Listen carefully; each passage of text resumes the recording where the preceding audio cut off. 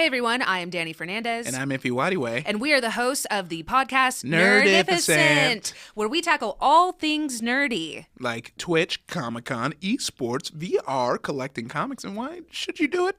Yeah, if you ever wondered, how did Comic-Con get started, what it is now, or what is VR, and why is everyone using it for porn, check out our podcast, Nerdificent. And make sure you catch that on Apple Podcasts and wherever else you get your podcast. Nerdificent. On How Stuff Works Network. Bye!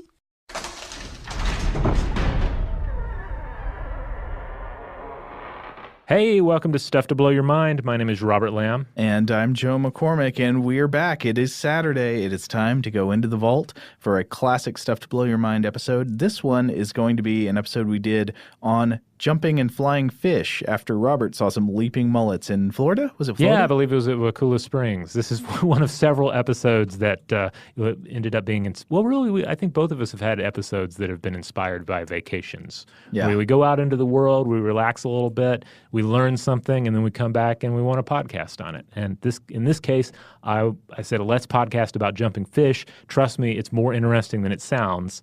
And it is. We never end up doing like the science of margaritas. No, wait a minute. I think maybe you went on vacation and then we did the science of cocktails. Is that right? I don't know if that was vacation related, but it was certainly based on interest in cocktails. Well, no, that was a Christmas gift inspired one. I received books about cocktails for Christmas. Okay. And then I was like, hey, let's do an episode on this. Well, the jumping fish episode turned out to be a lot more interesting of a topic than I might have expected going in, so I thought this one was a lot of fun, and we are happy to bring it back to you. This originally aired Thursday, July 14th, 2016, and here it is again for your listening pleasure.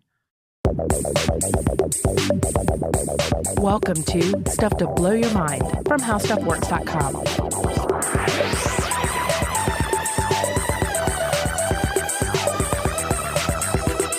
Hey, welcome to Stuff to Blow Your Mind. My name is Robert Lamb. And I'm Joe McCormick. So, Robert, I know that recently you were on vacation somewhere. I was, yeah. Went down to Florida with the family, and on the way back up, we stopped at this place called Wakula Springs. Wakula Springs State Park in Florida, near Tallahassee. Ended up just being really delightful. Yeah, what's this place like? Basically what you have here is just an enormous spring, okay? Like a geological spring? Yeah. Water coming out of the ground? Yeah, water coming out of the ground, water coming out of just enormous caverns that are under the water here. Really clear water, and it maintains a constant temperature of around 69 or 70 degrees. So when winter comes, it's a haven for manatees, and especially manatees, but other creatures too that want that constant temperature. Interestingly enough, they filmed a few scenes from the creature from the Black Lagoon there. Oh, great. Yeah, and particularly the creature's lair. You get to pass by that if you take these boat tours. And that's really the main reason to go. You can swim there, but you get to go on these really cool boat tours where you get to see all of these crazy estuary species doing their thing, all the diving birds. Gators, laying in the sun by the dozens. Get to see manatees, and you also get to see these mullets, the fish mullet, not the hairstyle. You probably saw some of those. I think I did see a traditional hairstyle mullet. Yeah. Here or there, but yeah, these are the fish, and they're just leaping out of the water. It's like. You look around, you expect to see like a Disney princess wading around. Like that's how active the wildlife is here. And but it really makes you think, like, why are these fish jumping out of the water? If you're like me and you didn't have a lot of preconceived notions or you hadn't researched it before, you might think, oh, well, there are all sorts of animals around here. There are gators in the water. They're probably jumping out of the water to escape predators, right? Yeah, that makes pretty easy sense. A lot of the maneuvering you'd see in a fish, especially a prey species, would be fleeing behavior. And yet, it turns out there's more to it than that. And not only with mullets, but with other species of fish as well. And that's the reason we're having this episode, to discuss some of the mysteries, some of the theories, some of the, at times, myths surrounding leaping fish that actually throw themselves out of the water, out of their habitat, their aquatic habitat, into this strange alien world of gases and vapors. Yeah, when you think about it, it is so weird. It's hard for us to imagine what it's like crossing this boundary between worlds from the water up into the land of gas, into the atmosphere, because it's not exactly like a terrestrial animal diving into the water. Right. Because when you jump out of the water is your natural environment, gravity's always going to be pulling you back down into this watery world. Plus, there's just so much more going on underwater than there is going on in the air. I mean, on the land is one thing, but think about what most of the air above the water is like. It's a void. Under the water is another ecosystem. Leaping into the air is almost as if terrestrial animals could briefly leap into outer space. Yeah. Or at least makes me think of the part in Phantasm where they go through like the Stargate into the barren world where the dwarves are hauling stuff around. It's like zipping out of your world into another and then coming back into your world, perhaps in a different location, making it kind of like that teleport that the Raiden character does in the first couple of Mortal Kombat games. Oh, it's great. Yeah. What does he say when he teleports, or does he have one? He has something he says when he does the Superman, but I don't remember if he says anything when he teleports, but maybe he should. He just grins and has lightning come out his eyes. What he should do, I hope someday somebody goes back to the first Mortal Kombat game and dubs in Christopher Lambert's lines from the movie. Oh, yeah, that's right. I forgot that he played Raiden in the first one. But back to leaping fish. Yeah. So, Robert, knowing your inquisitive nature, I bet you asked somebody at the park about the mullet jumping behavior, didn't you? I did. And the park ranger was very insightful on all this and mentioned that there are a handful of theories here, okay? And the idea that they're escaping predators is not one of them. So one is that they may jump to dislodge parasites. And certainly, aquatic life is full of many strange parasite removal strategies, including allowing cleaner organisms to crawl into your body, right? Wait, what? Allowing cleaner organisms? Oh, you've seen footage Oh, of- I see. Yeah. You mean an organism that does cleaning, not a relatively cleaner organism. No. Yeah, I'm talking like Trading out like the allowing dirty a small parasites. shrimp to climb into your gills or your mouth in order to eat these things. Right. Even, at times, even allowing creatures from the air to come down and feast on your parasites. I believe it's the sunfish that does that. Allows certain birds to help remove its parasites. That's fantastic. Now, can you imagine if every time we got like a guinea worm or something like that, we could just leap into outer space to try to fix it? Well, that sounds kind of ridiculous, and indeed, that's one of the criticisms against this theory, broadly speaking, concerning fish, because you see that thrown out a lot with jumping fish. Oh, it's a parasite removal strategy. But critics of this theory will point out that, hey, parasites, once they get in you, they have ways of lodging themselves where they want to be. Right. Just merely the frantic leaping through the air is not going to dislodge them. Okay. Well, then what are the other theories? Well, the crazier theory, and this is one that I find really interesting, is that mullets spend a lot of their time in waters that are low in dissolved oxygen. And so they may exit the water in order to clear their gills and expose themselves to higher levels of oxygen. So that really blew my mind, the idea that essentially the fish is coming out of the water to breathe and then return to, But that's to these not waters. how fish breathe. I know, but this is one of the theories. Wow. They also may jump during spawning season to break open their egg sacs in preparation for the spawn. And marine biologist Dr. Grant Gilmore thinks it may come down to their sometimes dark habitats. They may jump in these cases to let others in the school know where they are. So in this case, it would be a form of communication or social signaling, which comes up later in this episode Yes. with some of the other jumping fish we're Indeed. going to talk about, some of the more ferocious ones. All right, so for the rest of this episode, we're going to be looking at some of these, some of the most interesting fish jumping behaviors around the world. And I want to say that I found this topic way more interesting than I expected to. First, I was like, okay, what is there to say about fish jumping? They jump. But fish jumping can be very strange, can be a danger, can be a nuisance, can be very funny. And the reasons why they do it are more mysterious in some cases than I would have guessed. But, okay, so I guess we should start broadly. What do we know about, in general, why fish jump? Well- and sorry, one more thing I Yes. should say. We should specify, you all out there, you know the difference between a fish and a mammal. So you've seen dolphins jump playing in the waves or at a dolphin show or maybe just playing Echo the Dolphin. We're not talking about mammals today. This is going to be a fish-focused episode. Yeah, I mean, there's even a gliding squid that propels itself out of the ocean by shooting out a jet of water at a high pressure water jet. We're not going to get into that either. Okay. But if there's enough demand, we'll save other leaping sea life for other episodes. Okay. But yeah, I think a good place to start is just to sort of go back to this idea that, okay, fish jump out of the water to escape predators, and acknowledge that, yes, this actually is a strategy with some creatures. Sure. For instance, killifish. Mm-hmm. Now, there are roughly 1,270 different species of killifish, and most are fully aquatic with no obvious morphological specializations for terrestrial locomotion. Individuals from several different species have been observed moving across land, though, via a tail flip behavior that generates a terrestrial jump. Wait a minute. So this isn't just jumping into the air. This is jumping onto a dry land surface. Yeah, it's essentially... It's getting too dangerous in the water. I got to jump out and then flop back in. And they do this to escape predators or occasionally apparently poor water conditions. Okay, so in our outer space analogy, this is more like instead of just briefly leaping into outer space, if things got really hairy wherever you were, you could jump onto the moon for a minute and then jump back down somewhere on Earth. Yeah, or taking like a proposed space tourism flight that just sends you into low orbit and then brings you back down.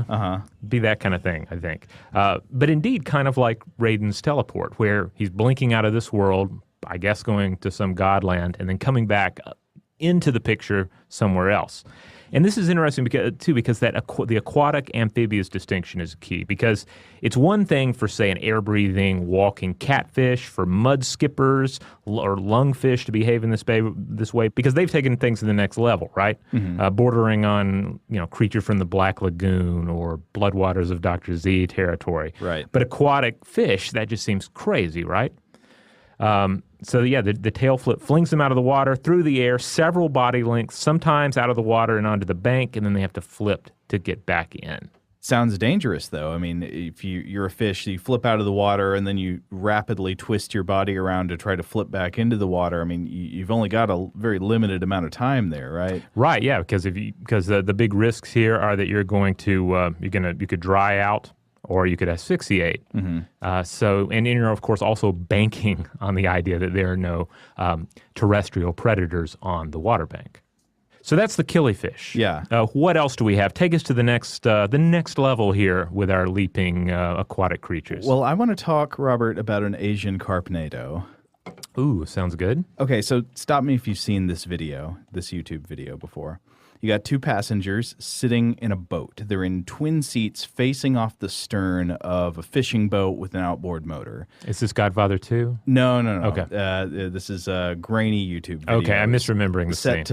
Set to some slick new metal riffs. Now, the boat appears to be sitting in like a river or a lake. It's opaque fresh water. And each of the two passengers sitting facing off the back of the boat are holding a compound hunting bow with a nocked arrow. And the driver then throttles up the engine. The boat starts to move, and these lines of white churning wake peel out the back of the boat. And you can see the waves coming out. And as this happens, dozens of fish, or maybe hundreds of fish, begin to leap out of the water into the air.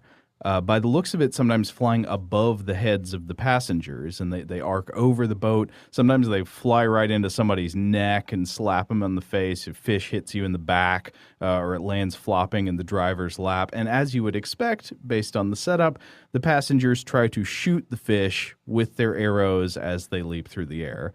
In other similar videos, you might scratch the bow and arrow and feature just nets, people trying to catch the fish with nets, or shooting at them with shotguns, trying to hit them with baseball bats, or maybe a modified baseball bat with nails in it, pitchforks, etc. Okay. I might add that in the very first video I watched that I mentioned, the one with the compound bow, it was sort of this fish-human collision supercut with the new metal background music. It looks pretty dangerous, especially because there are sometimes other boats in the water downrange of the bow fishers, so we are not recommending this behavior. Yeah, it sounds a bit reckless. But what's going on here? Why are these hundreds of fish flying through the air to be shot? I need a better metaphor than like fish in a barrel, like fish in outer space. Yeah.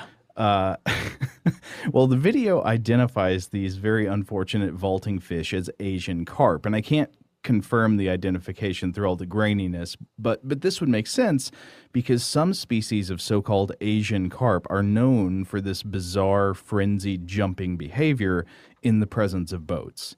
So what are Asian carp? Asian carp is not one species, but it's a common group name applied to several species of carp native to East and Southeast Asia, including waterways of Siberia, China, and Vietnam.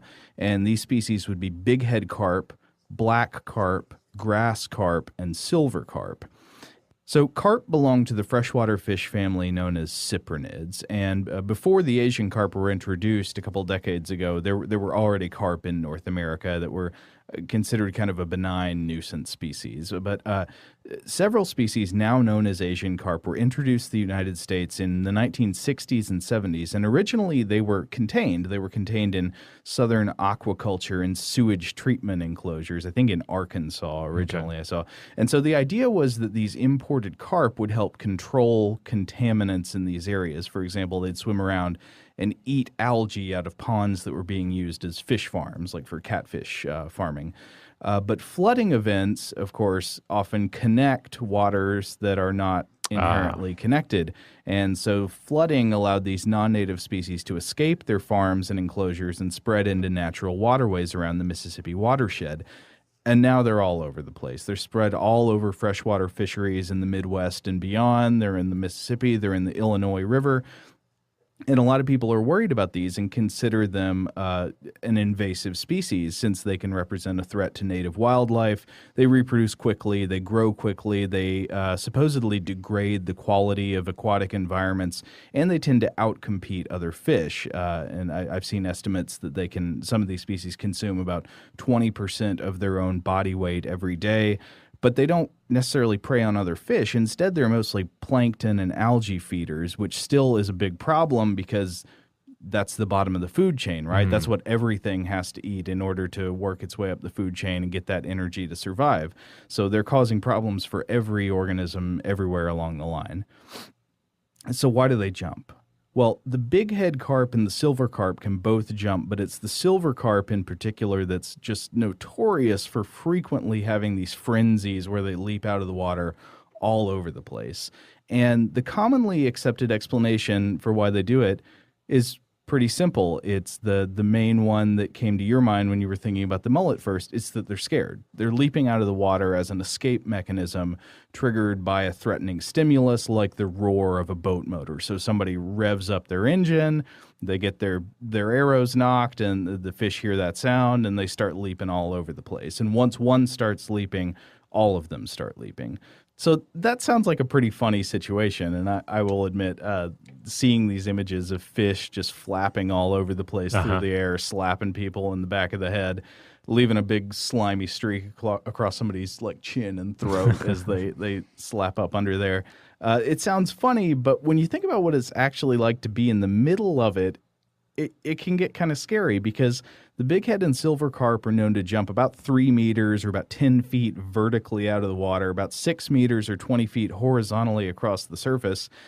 Silver carp tend to weigh up to about 20 pounds. Bighead carp commonly weigh about twice that. But in rare cases, these fish can reportedly grow very large, up to around 100 pounds. So think of like a 100-pound object flying at you out of the water, especially if you're moving at a rapid speed. Also, just do the quick Newtonian physics in your head. That can be a heavy impact. Now, I found one survey of people who used the Illinois River in 2010 and 2011, and it was a small sample size, so don't read too much into this. But it found, this was hilarious to me, 65% of residents from these Illinois River sites who used the river had seen Asian carp jump. Okay. But of those people who'd seen a carp jump, almost 3/4 of them had been hit by a carp. So if you've seen a carp jump, chances are a carp has slammed into you. 9% of them sustained injuries and 15% reported sustained watercraft damage from the Asian carp. And there's just one example I want to give of the kinds of injuries these things can cause. I found a KTVI local news story from St. Louis from last year, August of 2015. And it tells the story of this guy named Jordan Fiedler, who got his face messed up real bad by some Asian carp while inner tubing along a channel in the Mississippi. So, according to the story, his father was driving the boat, and he was riding in an inner tube behind it, and then the fish start leaping. They jump up all over the place, and one hits him in the face. And a quote he gave is, quote, "I knew something was wrong. I felt my nose, and it was way over here." So the impact fractured his nose, it dented his forehead, shattered bones in his eye sockets and above his eyebrow, and he had to undergo a 3.5-hour surgery to install a piece of mesh and screws to fix the shape of his skull. So this is no small injury. This is a devastating fish impact. If nobody has made a Jaws-style movie about carp yet, about the leaping carp, I think they should. Well, this is the real Sharknado, except it's not a shark. This is Carpnado. Well, hopefully, I'm really hoping someone will take this whole episode as inspiration, and maybe it'll be an overall just jumping fish horror movie. All the various examples we throw out here. It's the fish version of the birds, maybe. Yeah, the fishes. The fish.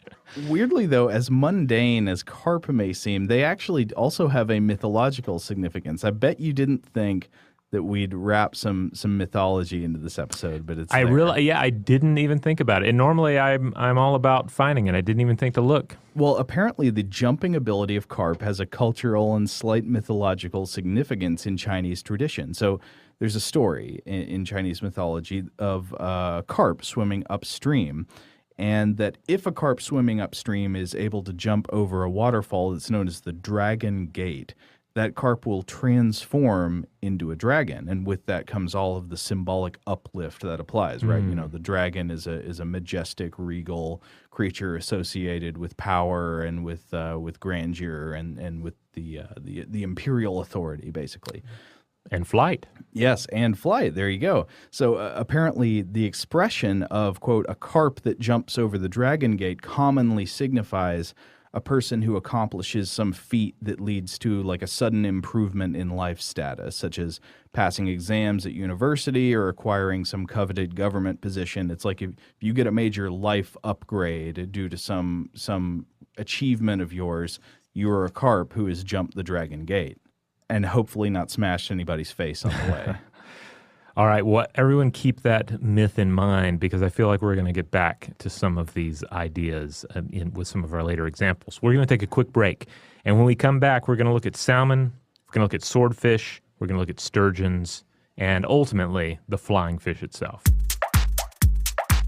Hi, I'm Dylan. And I'm Kathleen. And we're the hosts of The Question Booth. We ask strangers a big question and find out ways that we're more alike than different. Yep, and anyone can wander into our booth. We want to share the stories of people who might have thought they'd never be on a podcast. On a recent episode, we asked people the question, if there's an apocalypse and you survived it, what would you be good at? It also features an interview with How Stuff Works host Ben Bolin.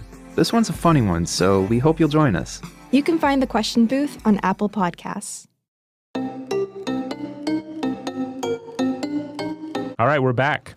Okay, so before the break, we were talking about the mythological symbology of carp, swimming upstream, trying to leap over that waterfall and turn into a mighty dragon. But of course, carp are not the only fish that struggle mightily to progress upstream against a current, even leaping over rapids and waterfalls. Yeah, indeed. What is one of the most iconic images of leaping fish? Like a perfect like nature documentary image. It's the salmon. It's the salmon going upstream to spawn, leaping over the rapids, and a bear just grabbing one. You know what I mean? Yeah, indeed. That's the bear version of the people trying to hit a carp with a baseball bat with nails in it. It's just the bear's claw swiping at the salmon as it flies over the rapids. Yeah, this is so let's break down exactly what's happening here, because it's pretty amazing. It's easy to take it for granted when you've seen it so many times, but salmon spend their early lives in freshwater rivers, and then they swim out to sea, to the saltwater, to feed and grow. But when spawning time comes, they engage in what we call a salmon run, and what grizzly bears, of course, call like a seafood buffet, I guess. So the fish travel upstream to their natal spawning grounds. They spawn, and then they die. And then the nutrients in their bodies wash downstream to the estuaries. So it's kind of an elegant practice here.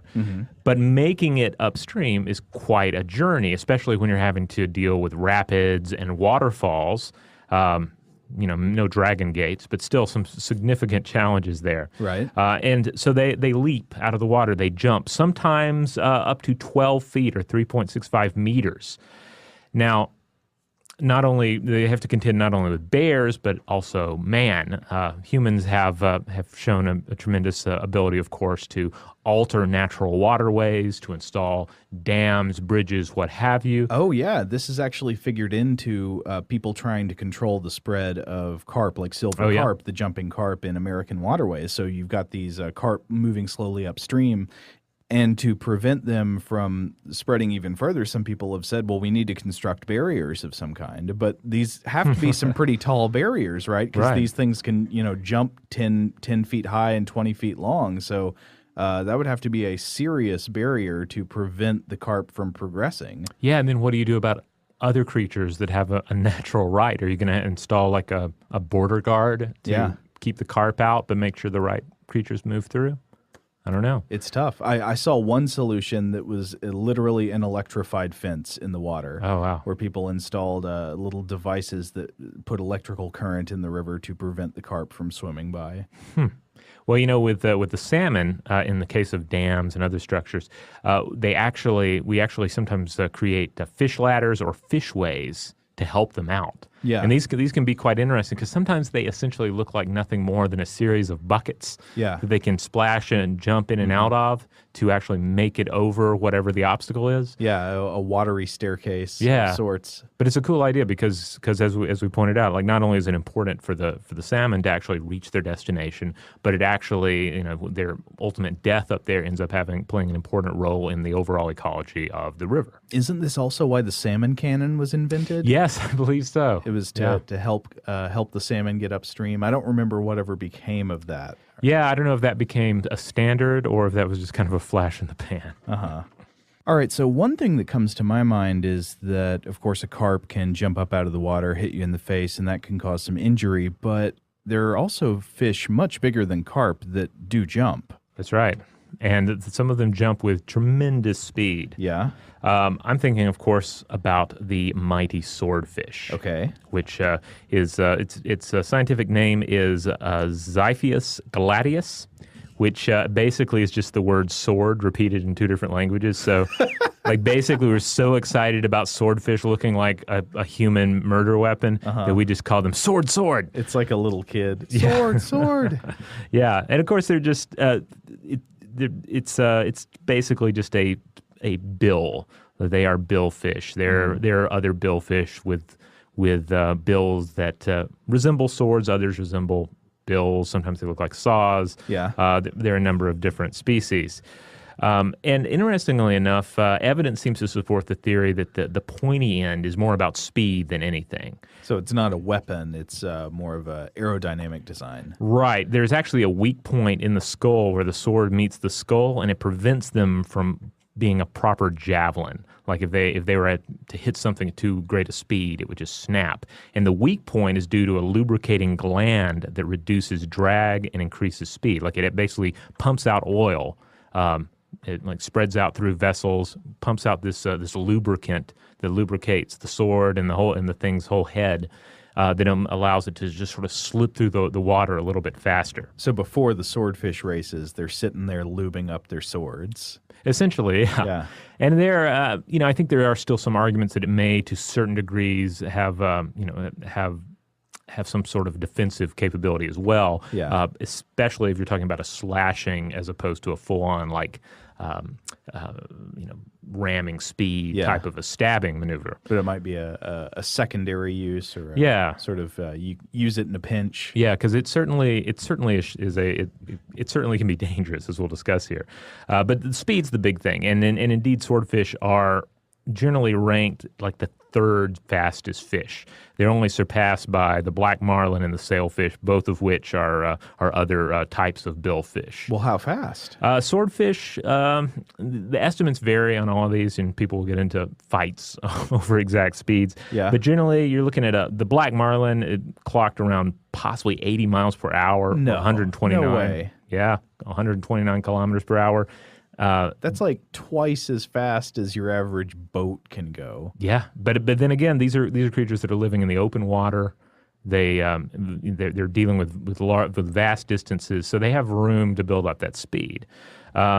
Sailfish, 69 miles per hour, 110, and the swordfish comes in at a more conservative 60 miles per hour, 97 kilometers per hour. But again, people will argue back and forth on these stats. No, that's still amazingly fast considering water. I mean, when you think about moving through water, all the friction that's there. I mean, it's crazy. And they've evolved to deal with that friction just about as well as any sea animal is going to manage. Of course, they're also known to use that intense speed to hurl themselves completely out of the water. Now, why? One of the things about swordfish in particular is that they're rare creatures. They're elusive creatures. And they don't do well in captivity, so it's hard to really study them and their ways, but they are susceptible, like everything else, to parasites. So there is a theory that they may be trying to dislodge parasites. In particular, what would these parasites be? In particular, the paper I was looking at mentioned remoras, which are, of course, sucker fish that feed on ectoparasites. Okay. So essentially, these things might be bothering them. At the very least, they're screwing with their streamlined body, right? They're messing up their speed potentially. So perhaps they're jumping out trying to dislodge those remoras.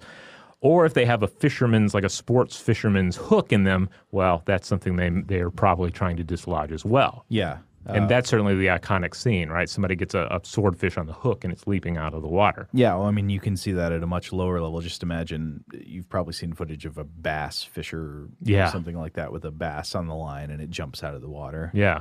Okay, well, I know the question on everybody's mind here. Has anybody ever been impaled by a swordfish, by the sword? Yes. The sword. Yes, indeed they have. Now, it's a rare occurrence, just as these human interactions with swordfish are already kind of a rare thing, right? Yeah.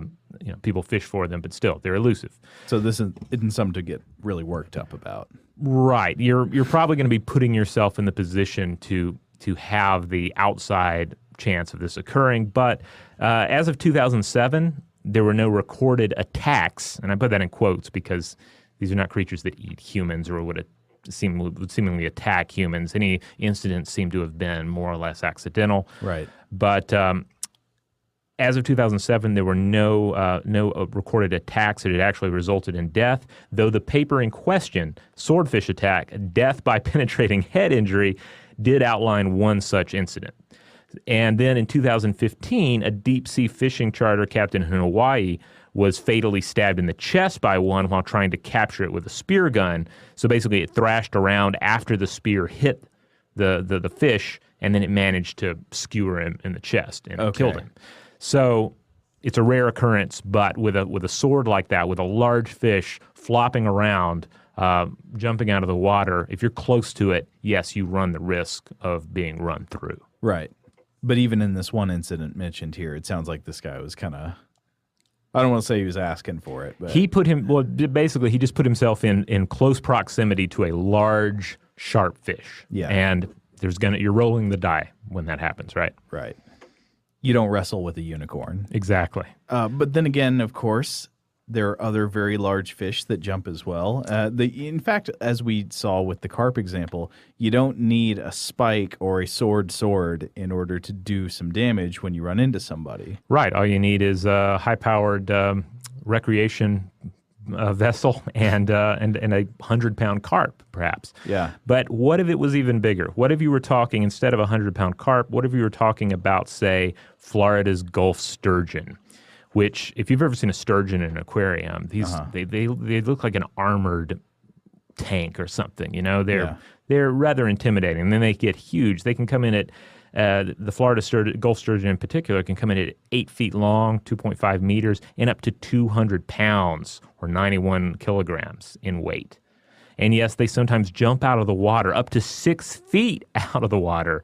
And occasionally, we're not only talking the risk of injury here, there have been lethal occurrences of sturgeon impacts. Oh, man. Well, I got to hear about that in a second, but this is weird to me because maybe I assume sturgeon must be able to move fast if this is the case, but I've never seen a sturgeon move quickly. I've seen sturgeon in aquariums, and they always seem incredibly chilled out and very languid fish. Just hanging there. I mean, barely moving at all. Yeah, it is. I have to admit that too. Like seeing them in aquariums, they're always really interesting, kind of intimidating, but very still. Yeah. But yeah, they jump.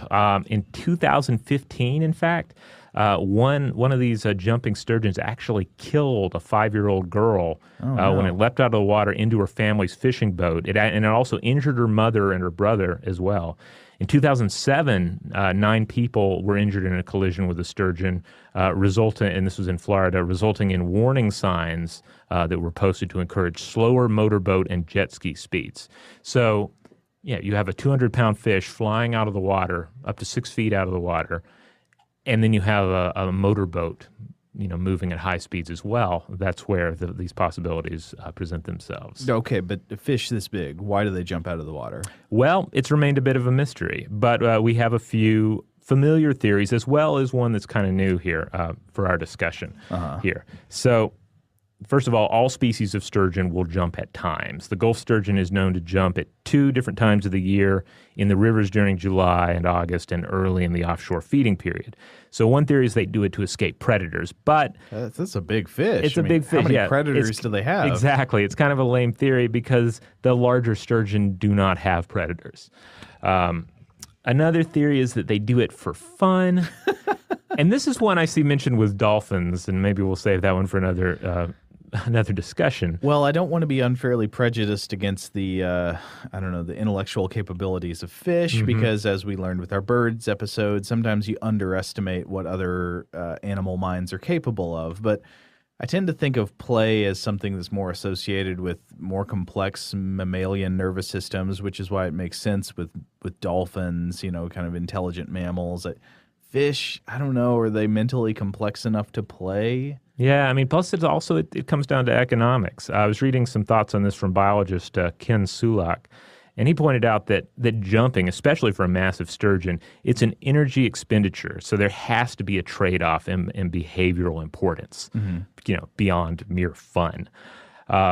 He actually theorizes that this is a form of communication with sturgeons. So when they jump out and splash, it creates a distinct sound, a slapping noise. But they also announce that, and they also create a small sound before and after the jump. It's kind of like they produce kind of like clicks and drumming noises. So it's kind of a click or a drumming noise, the jump, the splash, another sound. And he thinks that they might be announcing their presence and position to the larger group. So it's like the mooing of a cow. Wow. Which I think is an interesting theory. Well, this communication theory plays into something that I'm going to mention later, especially when we talk about sharks. Yes, and we'll get to sharks in a minute. But before we do, we have another potentially dangerous, perhaps even more worrisome for half our listeners, fish to contend with. Okay, so you may have heard this story. A man is walking in the jungles of the Amazon. Okay. And he realizes that, oh man, I had so much coffee this morning. I need to evacuate some urine. Okay. Yes, you do. So he wades knee-deep into the waters of the river, and he unzips and begins to relieve himself into the water. Question. Why does he wade into the water before he urinates? I had that same question, but this is how the story often goes. All right. So for a few seconds, this activity proceeds as normal. But then, to his horror, he sees a tiny, barely perceptible shape leap from the surface of the water into his urethra. Oh, okay. In an alternate version of the story, it supposedly swims up the column of his urine stream and into his urethra. And then once inside there, it spreads this collection of barbed spines like an umbrella opening inside your urethra, and just lodges itself there and begins to feast on the flesh. And eventually he either dies or he has to undergo a really, really undesirable surgery to get it removed. Oh, well, that's horrible. I think we've all heard versions of this before. Right. You may remember a version of this from some dialogue between Eric Stoltz and Jon Voight in the movie Anaconda. Ah, okay. I vaguely remember that. I tend to remember the gross out moments of that film more, but yes. Oh, I mostly remember Jon Voight's accent. What is his accent supposed to be? It's like a cross between South American and Count Dracula. That's great.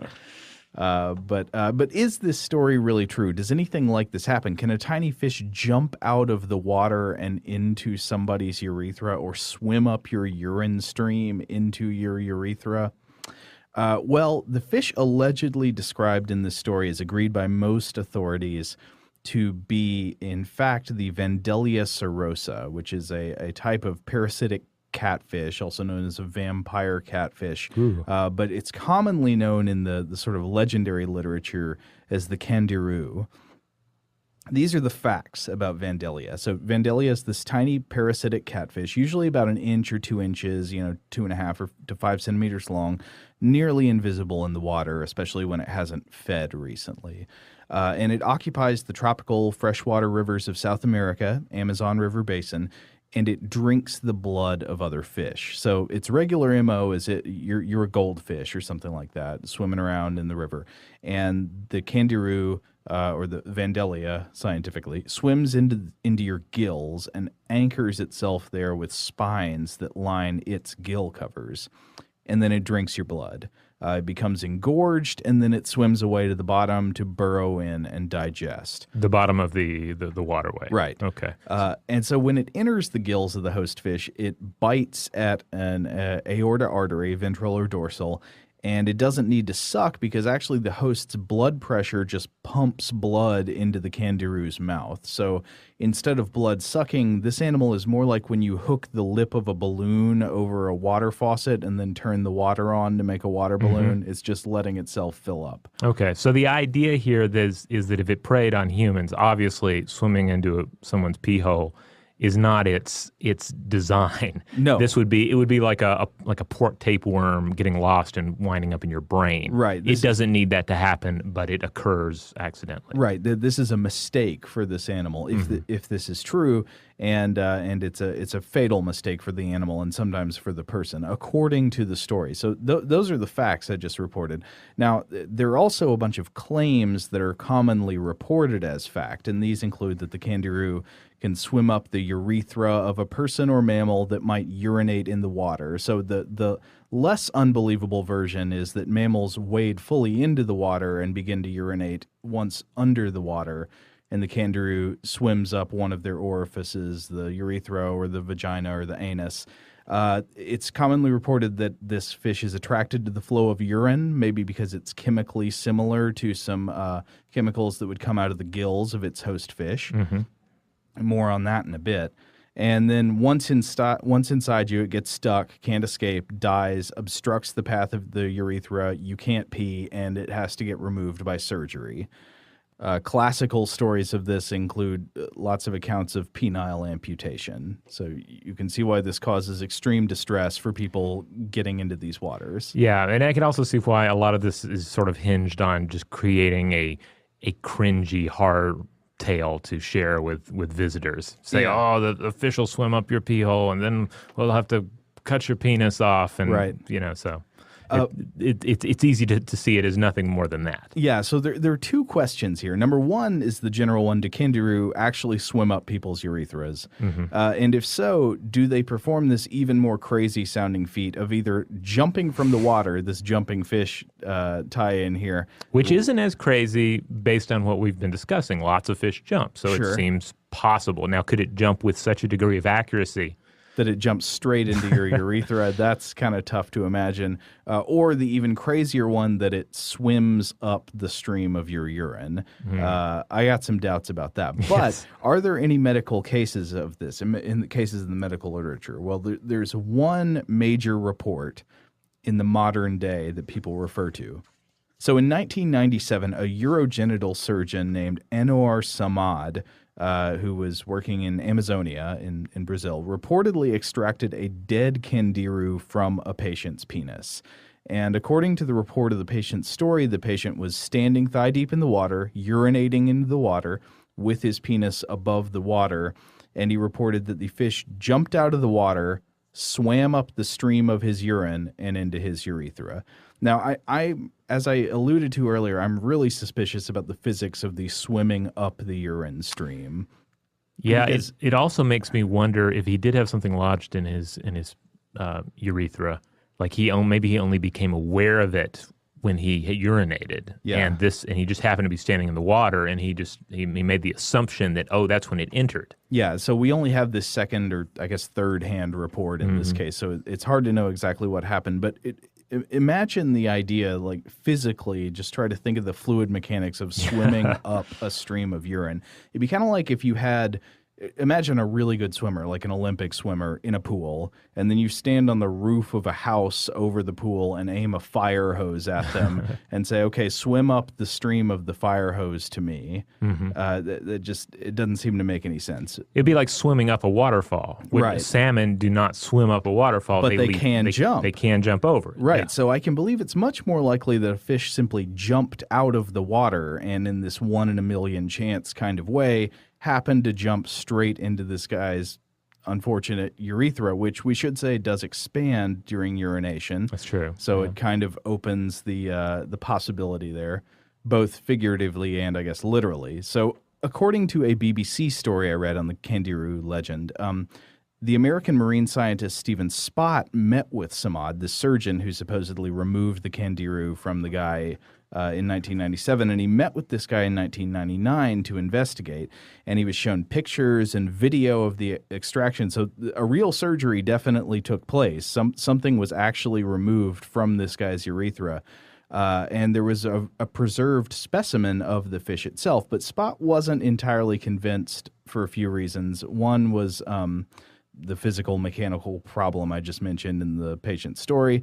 The other was the preserved specimen was a lot bigger than you'd expect a Candiru to grow, which in one other source I read, it was more than 5 inches long and almost half an inch wide. Oh, God. Can you? The problem is it was bigger than the thing we'd expect to find in your urethra. That also makes the story all the more horrific to envision. Yeah. And then the specimen also, according to Spott, did not show signs of having been lodged or removed as described. For example, it didn't have snipped off spines or anything.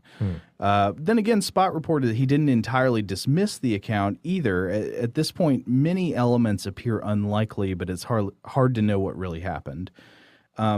But as a side note, this sort of raises the question of Candiru entering the urethra and other body orifices more generally, right? So this has been widely reported as fact all throughout the literature, both scientific and popular, for a couple hundred years now. But a few critical writers have pointed out these accounts are kind of weird. Like they're almost always vague and secondhand. It happened to somebody that I heard of somewhere up the river. Some guy in the next village had a Candiru swim or jump into his penis and get lodged there. And also, supposedly, one of the explanations for this, the Candiru are attracted to the chemicals commonly found in human urine, such as urea. That has been tested and found to be completely without merit. So Stephen Spott, along with the guy I mentioned earlier, along with colleagues Paulo Petri and Jensen Zoanon, published results of an experiment in 2001 that found that Vandellia, these parasitic catfishes, under lab conditions, just didn't care about the chemical attractants in the water at all. They were not interested in ammonia, amino acids, fresh fish slime, or human urine. No response. They just didn't care. Instead, they seemed to hunt for hosts such as Amazon goldfish, mostly by sight. They saw them and said, those look like some good gills, I'm going to them. And fortunately, somebody has actually tried to figure out if there's anything to all these stories. There's a paper in the Journal of Travel Medicine in 2013 by Irmgard Bauer called Candiru, a little fish with bad habits. Need travel health professionals worry? A review. And so in this paper... The least scandalous possible headline for I this. know, but Bauer essentially concluded that there's probably nothing to these stories. So there was an extensive review of all the available literature, and there's just not strong evidence that these fish pose a threat to humans. Instead, the record sort of indicates that these attacks they're just always hearsay. The same stories get repeated over and over as if they're fact. And Bauer concludes by saying, considering the range of this fish, it's all over the place, and how horrifying their habit is supposed to be, it seems like, wouldn't we be hearing about this more often in the modern day? Wouldn't we be encountering stories of this happening? And there's almost nothing. There's just like that those old stories that have been repeated for decades, and then there's this one disputable 1997 case. Yeah, I mean, the only counter argument I can think of is that since it's like a penile injury, that it would be underreported out of shame or embarrassment, but not if you factor in like the supposed severity of the infection. So I feel like this is the kind of thing that if there were a confirmed case where somebody went to a hospital and this was, became part of the medical literature, this would be all over IFL Science and everything. Yeah. You know what I mean? Everybody would be like, oh my God, a guy got a fish up his penis. We've got to report the heck out of this. Yeah. Yeah, and we just don't see that. Yeah. Now, that being said, there are plenty of other things that can harm your privates if you go wading around in Amazonian rivers and whatnot. In fact, that is part of the explanation, is that many of these stories may be sort of garblings because a lot of them come from colonial periods in the Amazon and stuff like that, where there were language barriers between the people reporting the stories and then the people writing them down and publishing them. So I don't know. I feel like there's a lot of room for legend and error. Yeah, plus, I mean, if anyone out there, if you've ever had a UTI, urinary tract infection, you know that it can feel like a tiny barbed fish has swam inside you. Yeah. So I could see where such uncomfortable scenarios could lend themselves to creative interpretations. Right. Okay, so what do we think on that? Candiru leaping into your urethra, not impossible, but seems unlikely. Hey everybody, these days you can get practically everything on demand. Like our podcasts. You can listen to it whenever you want, when it's convenient for you. So why are you still taking trips to the post office to mail letters and packages when you can get postage on demand with Stamps.com? That's right. With Stamps.com, you can access all the amazing services of the post office right from your desk, 24/7, when it's convenient for you. Buy and print official U.S. postage for any letter, any package, using your own computer and printer. And the mail carrier just picks it up. Just click, print, mail, and you're done. It couldn't be easier.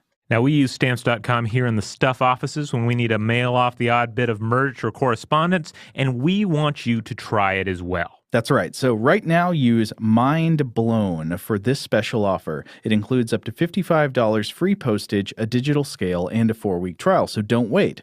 Go to Stamps.com, and before you do anything else there, you click on the radio microphone at the top of the homepage and type in the promo code MINDBLOWN. That's one word, all lowercase, Mind Blown. Stamps.com, enter Mind Blown, and mail your heart out.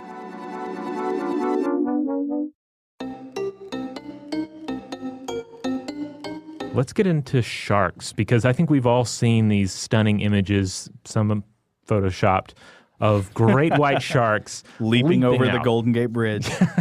leaping over bridges, or at least managing to get their entire bodies out of the water in a way that just terrifies us, because you look and you say, well, that's a monster of the water. Right. But it is not allowed out of the water. It is not allowed up here in the air, because that just messes with all of the guidelines that govern my safety. Yeah, I thought I was supposed to be safe in this boat. Well, in keeping with our theme of fish leaping at people in their watercraft, did you know that sometimes even great white sharks leap into boats?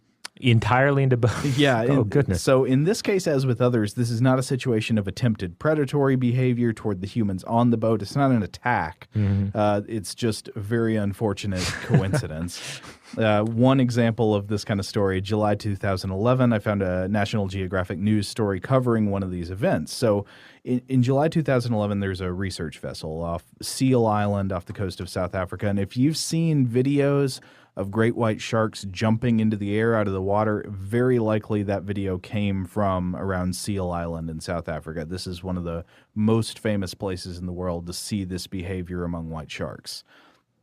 So there's a research vessel in the waters out near this place, and a roughly 500-kilogram or half-ton great white shark jumps into the boat operated by these marine researchers. And it's in the boat. It's stuck on the deck beneath the walls in the boat. So it's thrashing around. Everybody had to get the heck away from it and try to figure out how to help it get back into the water so it wouldn't die. Robert, for your benefit, I have a picture here Oh, wow. It's just a shark in the boat. That is a big shark too. This is not if you're picturing like just a juvenile, small little aquarium shark, No, this you is are wrong. a huge shark. So of course they couldn't get the shark out of the boat by hand, and so they attempted to drag it out with a rope, and that failed. And then eventually they had to drive the boat back to the harbor, and they tried to lift it out of the boat with a crane, which was dangerous to do, but the shark was going to die, so they had to try it. So they lowered it back into the water, but the shark may be confused or injured from this stranded itself on a harbor beach nearby. They attempted to push it back into the water by hand, and that failed. So eventually they tied the animal to the side of a boat and drove it out to sea. And about half an hour after that, the shark swam away. It swam away and seemed to recover. It slapped its tail. So nobody knows what happened after that, if it eventually went on to live and be okay, or if it was injured and if it died. They're just not sure. But I hope that sharks out there right now longing for seal flesh. Trying to eat Blake Lively. Right. So when a shark leaps out of the water, this is known as breaching. And to use specific terminology that I love from one study that I read, when a shark leaps vertically or near vertically out of the water, so it's coming up from below, vertically into the air with a head up position, this is known as a Polaris breach. Oh, I love that. That's so good. That's a good band name. So why do sharks breach? Why do they come up out of the water like Well, based on a lot of my research that concerns like 1980s Italian shark films that came out in the wake of Jaws, they do it to make a boat explode. Right. Yeah, to smash a boat in half. No, that is not why they do it. There are two main kinds of breaching. There may be other minor behaviors, but the two main kinds that you'll read about most often are predatory breaching and what's known as natural breaching. Okay. So predatory breaching, it's all there in the name. The shark is in the pursuit of prey. There's a seal, a pinniped there that's a nice, fatty, delicious, energy-rich meal swimming along near the surface of the water. And in these breaches, the shark moves rapidly up from below, bites as it shoots up into the air, and then slams back down into the water. And in a lot of cases there, it'll shoot up from below, hit the seal, bite it, and then release it, and then wait for the seal to bleed out and die and come back and finish it. I was reading a paper about this the other day in preparation for this episode, and I found that interesting because I really had not researched actual shark predatory behavior much. And the idea that they wound and then allow the prey to bleed and then come back for it is interesting because nobody wants to get slapped by a seal, right? Including a great white shark. Yeah, even the shark has to be cautious. Like a prey can injure it if it's fighting around with it while the prey is still strong. So it wants to avoid that. In fact, one of the papers I read about this by an author named R. Aidan Martin, who has written on great white breaching a good bit. They actually put together a shark hunting decision tree. Oh, so it's like a flow chart where depending on what happens, do you move to this next thing or this next thing?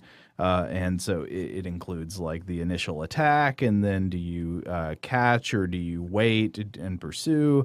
Do you, quote, process? I love that. At some point, the shark begins to process the seal. And we don't mean thinking about the seal here either. No, this is sort of working on it, right? Right. Butchering with its mouth, basically. So why does it do this? Well, why is the great white shark attacking the seal in this way? Why didn't it just swim up from behind and bite it? Well, think about how this plays out in practice, like what the conditions are for the predator and for the prey.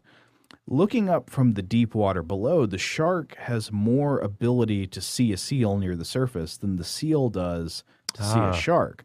So the seal is illuminated by the sky, and these attacks take place more often in low light conditions when there's less penetration of the water column by the light in the sky, like if the sun's at an angle. Okay. So you're a shark, several meters down below the water, and you're looking up. You can see your prey, but it's less likely to see you, especially because of your dorsal coloring, the dark coloring on the top of you.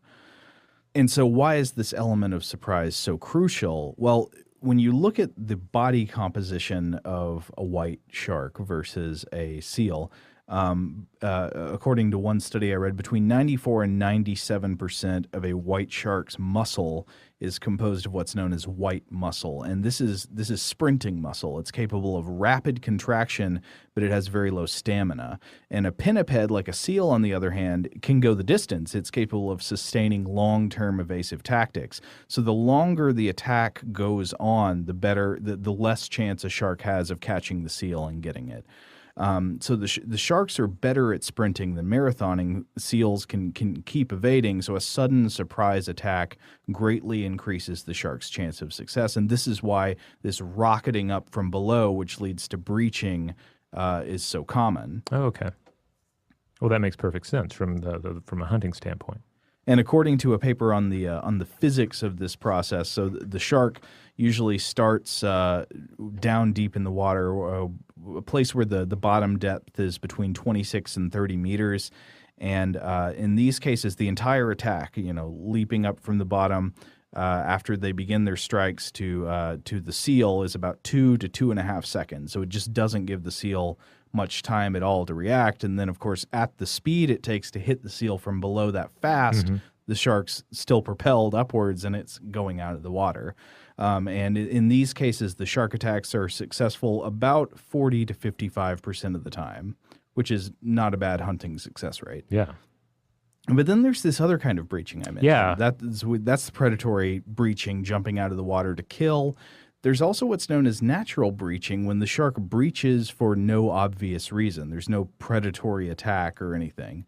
No bait on the surface that it's being coaxed to the surface with. Right. Yeah. So what's going on here? Well, according to one theory, sharks have these well-developed mechanoreceptors and chemoreceptors and electroreceptors. They have all kind of, receptive sensing organs that we don't have at that kind of level.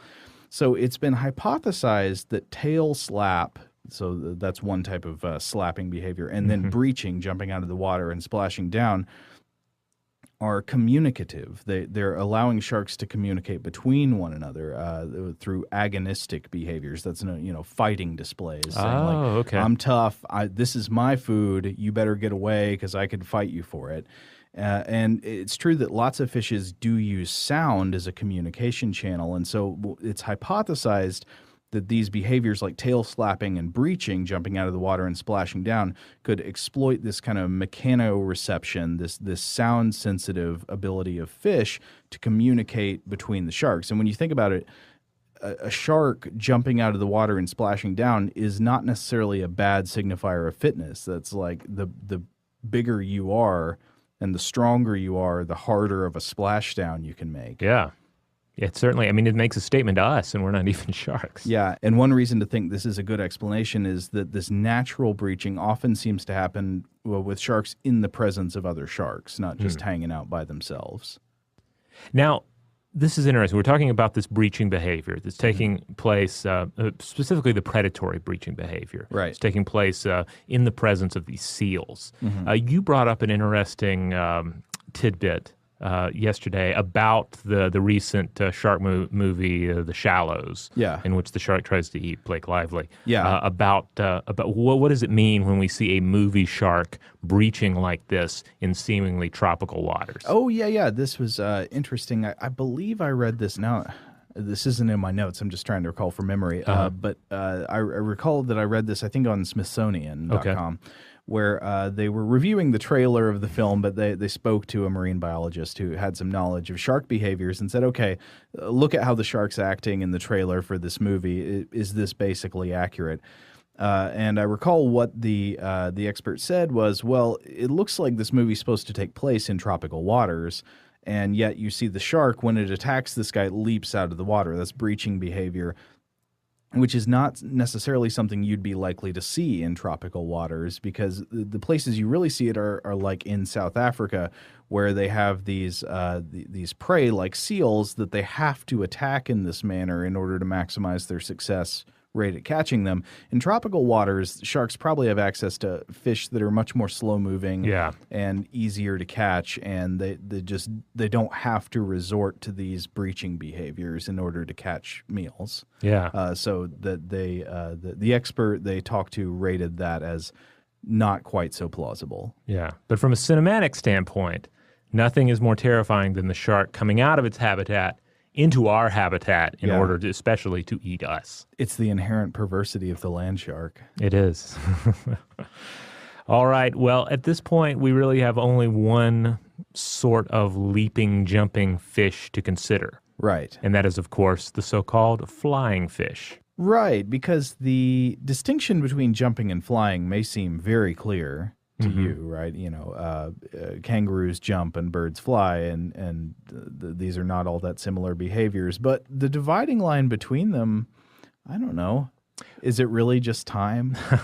Well, yeah, you can certainly bog yourself down in definitions of flight. Right. To be clear, with the flying fish, we are talking about a gliding, sometimes kind of a hydroplaning, where the tail is still in contact with the water. So it's not powered flight. It's not true flight. So we're not talking about Piranha 2, the spawning here. Right. And then there are certainly no feathers involved.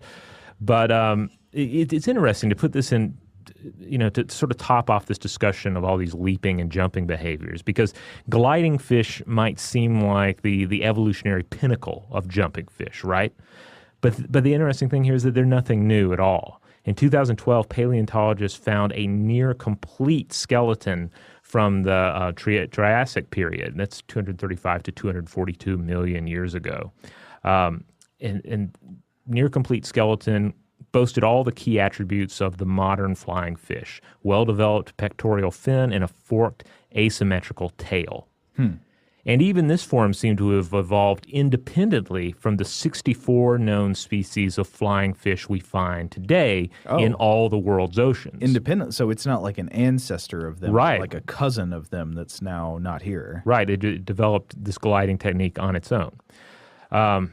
So it's interesting just to realize that gliding fish have evolved in the past separately. They've died out, and we have a fairly successful model of it today in these 64 known species of flying fish. And again, they don't necessarily fly as much as they glide, but they can really glide. So then what would the difference be between a fish that glides and a fish that actually, quote, flies? Well, again, this is an area where individuals can get into discussions and disagreements over what defines flight. But essentially, it's the difference between powered flight and gliding. Okay. All right. So is the creature flapping its wings in order to sustain itself in the air, or is it merely sort of falling with grace, right?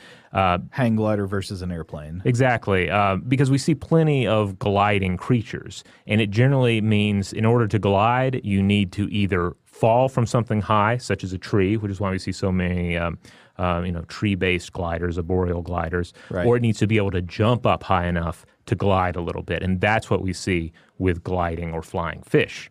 And they can really glide. They can glide and or hydroplane distances of 1,300 feet or 400 meters in 30 seconds with maximum flight speeds of up to 45 miles per hour or 72 kilometers per hour, which is pretty impressive.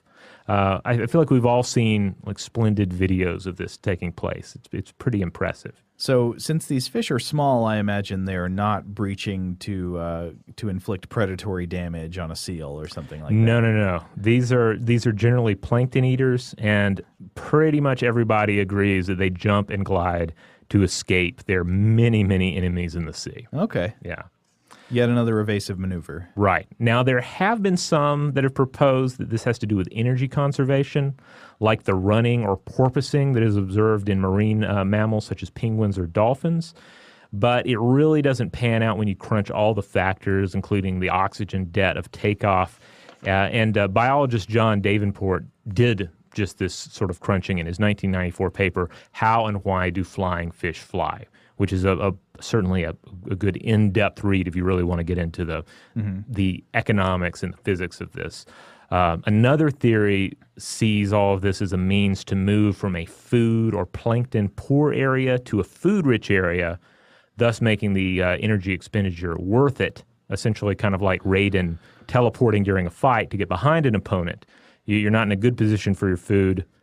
Teleport to the to the positive position via flight. Okay. But there's not a lot of evidence to back that up. Yeah, So why would the flying or gliding in that case be better than just swimming to the food-rich area? I just have to go back to the radon analogy there. It's Yeah. just it's in the realm of water. It is more like an instant appearance as opposed to a journey to. Okay. But again, So you if can there's- pretty much don't worry too much about that theory because pretty much everybody is still in agreement. This is about escaping predators. Now, in escaping those predators, flying fish or gliding fish, they don't flap their wings to gain lift. They propel through the air-water interface. I like that terminology. Right. At a shallow angle, unfurl their large lateral fins, and then rapidly beat their tail in the water prior to actual liftoff. And it's interesting, too, that they have to be a certain size before they can actually pull this off. The smaller flying fish, before they've attained appropriate size, they can't actually pull this off. They're limited to simple leaps with their fins held against the body by surface tension. Huh. Yeah. Okay. Well, so flying fish, you might say in this case, is kind of a misnomer then. Yes. They're gliding fish. We have jumping fish. We have longer jumping fish. We have gliding fish. But I wonder why no fish with the ability to maintain sustained flight. Because if you imagine the evolution of flight in its many forms, it's commonly hypothesized that flight organs began with gliding organs. Or organisms had maybe movements or gliding organs that would help them coast from one tree to another or help them escape a predator faster. And over time, these organs developed until they were able to create powered, sustained flight like birds. Right. So why haven't fish gone there? Why are there no fish birds? I know you can't help but think about this, especially when you look at you jumping and then gliding. Why not flying? Why have they not taken that next step? And then, indeed, is that step even possible, right? Because as you pointed out, so many of these examples of flight that we have, and certainly there are not that many, you can ultimately kind of look at flight as a rare adaptation, even though it has been tremendously successful for the organisms that have achieved it. Because as vertebrates go, we've only seen 3 takes on flight. We've seen pterosauran flight, we've seen avian flight, and we've seen bat flight. Yeah. And fish, so far as we know, unless there's some sort of fossil out there that we've yet to uncover, they've never crossed the threshold. And in all, when you take in all biology, you have a single extinct lineage and 3 extant clades: birds, bats, and also insects. But even in these 3 extant examples of vertebrate flight, they are examples of convergent evolution, not that like the pterosaurs, the birds, and the bats didn't evolve from each other. They all independently achieved the mechanisms of flight. That's right. They exploit the same physical properties, but they're all different solutions to the same problem. I was looking at this book by David E. Alexander and Stephen Vogel titled Nature's Flyers, Birds, Insects, and the Biomechanics of Flight. And they put it into context like this, quote, "Although such convergent features may make 2 animals appear quite similar, the adaptations are only superficially similar and have fundamental differences. Fish are cold-blooded, scaly animals with gills, but porpoises are warm-blooded, smooth-skinned breathers of air." The point being that these are both not flight-based, but these are both sea creatures with similar forms at first glance, but they're, of course, very different organisms. Right. It continues, "Hummingbirds and bumblebees have almost identical wing beat patterns, but hummingbird wings are made of bone, muscle, and feathers. Bee wings are made of pleated membranes supported by stiff, hollow veins." And they point out, too, that technological evolution has produced several areas of convergence between flying animals and flying machines. Quote, "The convergences were not intentional copies of mechanisms used by animals, but technological solutions to common challenges faced by all flyers." So this would seem to indicate that there's no inherent reason you couldn't expect fish to evolve mechanisms like a bird's wings or like an insect's wings. They would just be, fishier, basically. Right. They would be evolved from the equipment available to fish anatomy. Well, the one place that my mind immediately went was, all right, so it seems like all these other examples are land creatures that take to gliding. So maybe dwelling on the land is an essential prerequisite to the sort of gliding that evolves into flight. Yeah, that could certainly, like, do you need a runway in order to evolve flight, or a solid runway, or a high place to jump off of? Can you just not really ever evolutionarily justify the evolution of propelled flight mechanisms if you always have to start from underwater? Right. And maybe that does hold true of vertebrates, but then according to biologist Jim Martin, the possible exception is with insects. Flapping gills could have evolved into flight-capable wings as in an aquatic environment, according to Martin. So insects may have an out there, but maybe this prerequisite holds true with vertebrates. But the thing is, when you start asking this question, you also have to take it outside of fish, too. Because we could also ask the same thing about other gliding organisms, gliding snakes, lizards, the gliding squid, various gliding arboreal mammals, including lemurs. Why are there no flying lemurs? Yeah.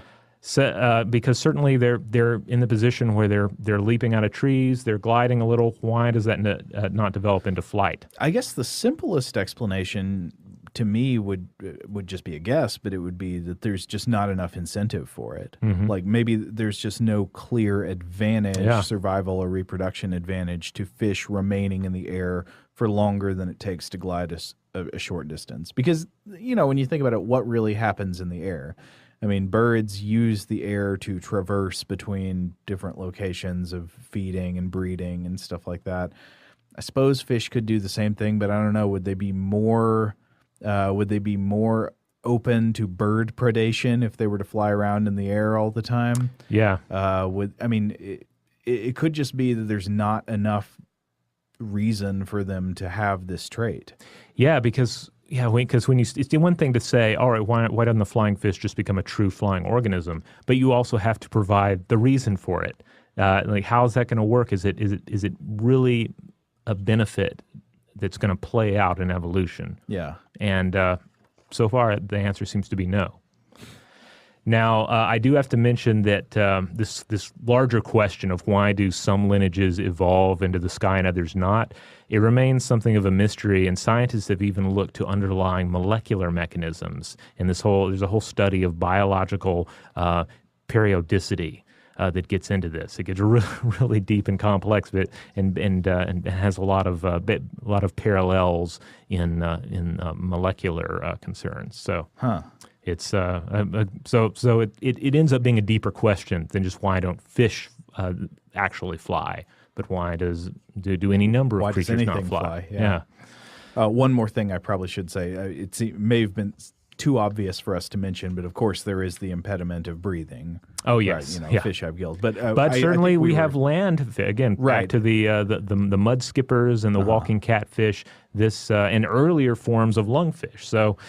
That alone doesn't seem like it would be an eliminating factor, but it would certainly still be a concern because they are venturing outside of their realm. Yeah.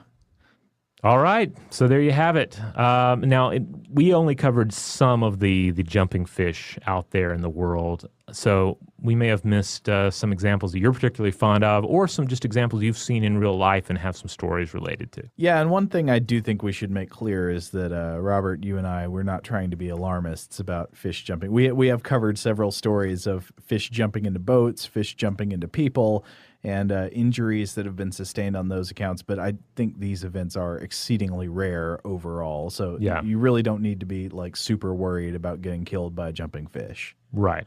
But certainly if there's a sign telling you not to drive too fast on the water because there are leaping sturgeon, I would acknowledge that sign and remember that, yes, individuals have been injured or killed. So be cautious. Honor the sturgeon. Honor the sturgeon, indeed. All right. So, hey, if you want to check out more episodes of Stuff to Blow Your Mind, head on over to stufftoblowyourmind.com. That's the mothership. That's where you'll find all of our podcast episodes, as well as links out to various social media accounts, such as, Twitter, Tumblr, Facebook. And hey, if you follow us on Facebook, make sure you click it so that we show up in your feed immediately. Oh, yeah? How do they do that?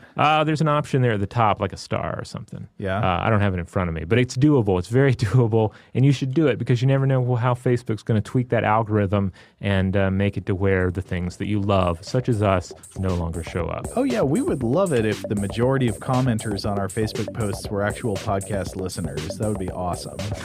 We do have a few randos that wander in. Yes. Yeah. And hey, if you want to get in touch with us the old-fashioned way, how can they do it? How can they fling that mackerel into our boat? Well, you can always email us at blowthemind@howstuffworks.com.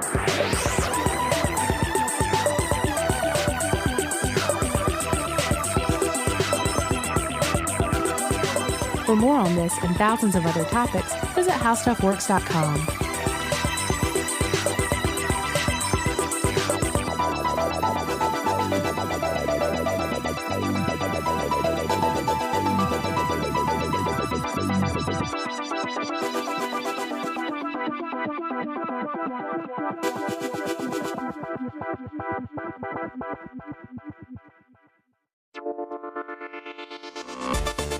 Hey there, this is Jonathan Strickland. I'm the host of Tech Stuff, where we explore all things technology, including the serious and the wacky. Want to know where your favorite tech memes come from? I did an episode about it. Check it out on the Apple Podcasts app. If you like what you hear, subscribe to the show.